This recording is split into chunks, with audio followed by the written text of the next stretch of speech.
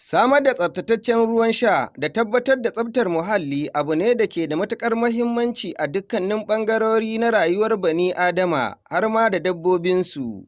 Wannan ya fito ne cikin ƙasidu da muƙalar da masana suka gabatar yayin bikin ranar banɗaki na duniya na shekara ta 2024 wanda ya gudana ƙarƙashin jagorancin asusun tallafawa ƙananan yara na duniya UNICEF tare da haɗin gwiwar gwamnatin jihar Borno.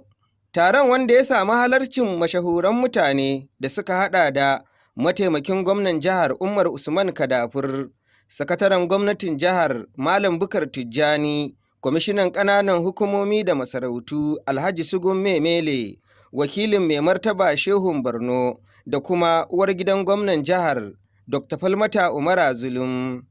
Kazalika taron ya taɓo alfanun yin bahaya a Masai da kuma illolin da yin bahaya a kwararo ke haifarwa. Tun farko jami'an asusun tallafawa ilimin yara na duniya UNICEF sun kai rangadin bibiyar ayyukan tallafawa harkokin ilimin yara da suke yi a makarantar firamaren unguwar Gwani Kacallari, kamar yadda wannan jami'in da kuma ɗaya daga cikin malaman makarantar ke cewa an tallafa wannan makaranta da kuma sauran makarantu da samar da ruwa tsaftatattu. Muna raba su kowa level daidai level nashi. Asusun tallafawa ilimin yara na duniya UNICEF kan gudanar da ayyukansa tare da mai da hankali kan batutuwan da suka jibanci lamuran ƙananan yara a dukkanin faɗin duniya. Sabiu Malam, Quick Action TV daga birnin Maiduguri.